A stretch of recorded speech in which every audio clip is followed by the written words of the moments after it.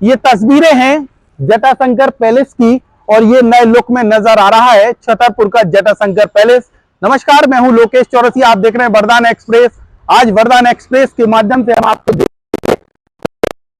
शहर के जटाशंकर पैलेस में जिसकी तस्वीरें हम आपको दिखा रहे हैं कि अब ये बिल्कुल बदल गया है।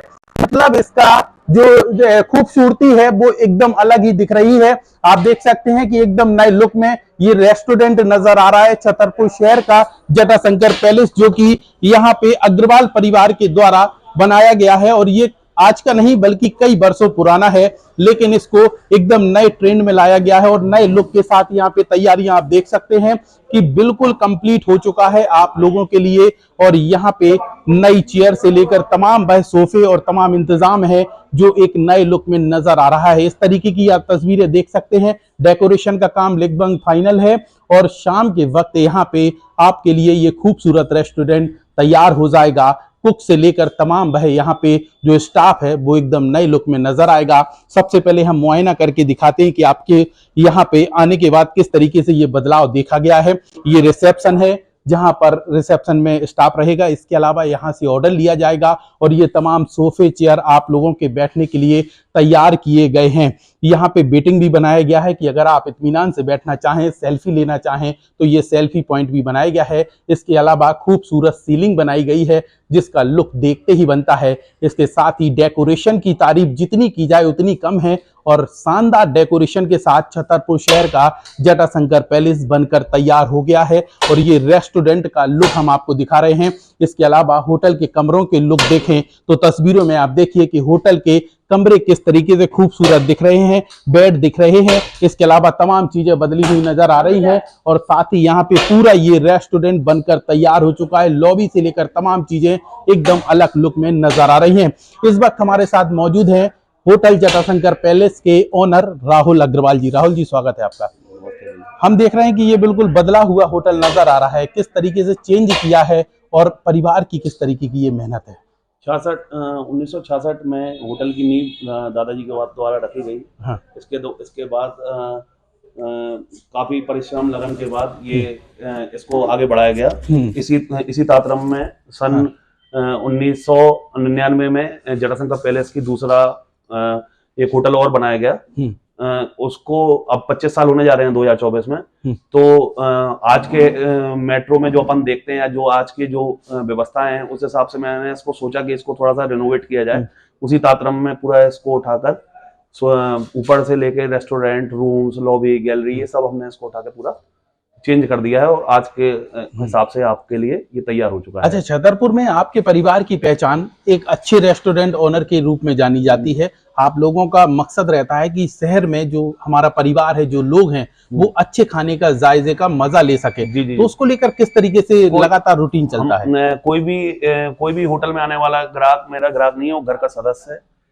घर के लोग हैं, सारे ग्राहक हमारे घर जैसे रहते हैं। उसी हिसाब से जायका रखा गया है। थोड़ा सा जायके को चेंज करके आज की जो व्यंजन चल रही हैं, हाँ। या जो अपन आगे जाते हैं दिल्ली, मुंबई, इंदौर में जो अपन जायका लेते हैं, उसी को जायकों को हाँ। मन में रखते हुए ये जायके को अपन ने यहाँ पर प्रमोट करने की कोशिश करी। अच्छा, एक बात बताइए, जिस तरीके से रेस्टोरेंट में पहले स्टाफ था, हाँ। या फिर ये कहें कि जो मेन्यू था, हाँ। वो वही है कि कुछ चेंज कर दिया है? आज के हिसाब से जो मेन्यू है उसको भी अपडेट किया गया और जो स्टाफ है उसको भी अपने हिसाब से इसको नए रूप से पेश कर रहे हैं आपके सामने से। आज दिनांक से आपके लिए चालू हो चुका है नया रेस्टोरेंट। कृपया कर एक बार आने का कष्ट करें। बिल्कुल।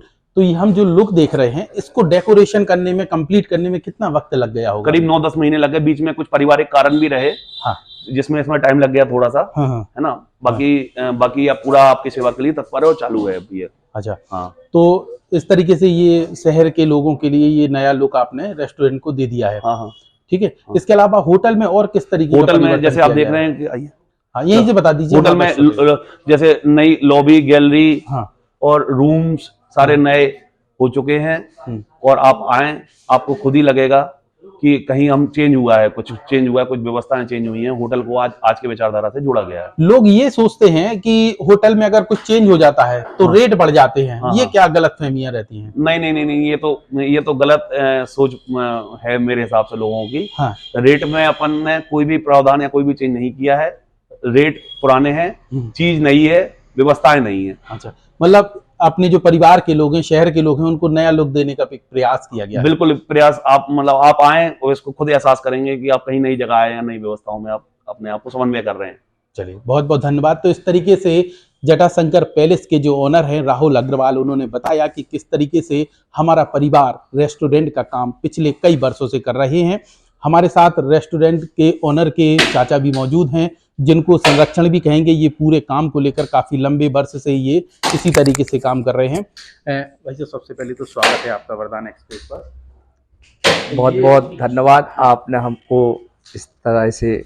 हमारा सवाल ये है कि आप एक संरक्षण के रूप में भूमिका निभा रहे हैं।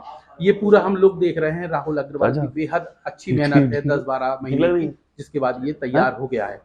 तो ये आपका परिवार एक पैतृक काम कब से चला आ रहा है? क्योंकि हम देखते हैं कि आप लोग खाना खिलाने के शौकीन हैं, पूरा परिवार जो है अच्छा खाना खिलाने का शौकीन है, शहर के लोग। कर देगा 2 दिन ऊपर हो जाएंगे ना, कोई दिक्कत नहीं। देखिए लोकेश जी, आपने जो सवाल किया है वो एकदम परिवार को देखते हुए आपने जो सवाल किया है, उसके लिए आप बधाई के पात्र हैं। इस परिवार के बारे में पूरा छतरपुर जानता है कि क्या परिवार था और कहाँ आ गया ये परिवार। तो 1966 में एक छापर गांव है, इसी जिले के अंतर्गत आता है। वहां से हमारे परिवार के सदस्य आदरणीय पापा जी, मम्मी और बड़े भाई साहब जी, वो आ गए छतरपुर। ठीक है। तो उन्हें एक टीन सेट, जो बस स्टैंड का टीन सेट है, वहां से अपना व्यापार शुरू किया। व्यापार शुरू करने के बाद जैसे जैसे थोड़ा सा डेवलप हुआ व्यापार, तो थोड़ा सा एक भोजनालय का हल्का सा रूप दिया जी। 1.25 में भरपेट खाना खिलाते थे उस टाइम पे। 1.25 में भरपेट भोजन कराते थे। अच्छा।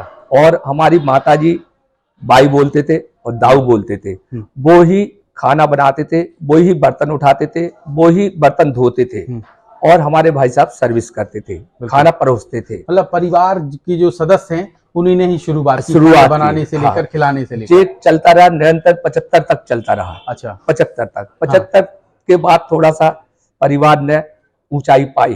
तो उसी दरमियान 75 में एक अग्निकांड हुआ, तो जिस दुकान में ये अपना व्यापार कर रहे थे वो नष्ट हो गई। तो फिर रोड पे आ गए ये। अच्छा। फिर भी इन लोगों ने हिम्मत नहीं हारी। बिल्कुल। उसके बाद इनने फिर अपना उसको खड़ा करके फिर व्यापार शुरू किया।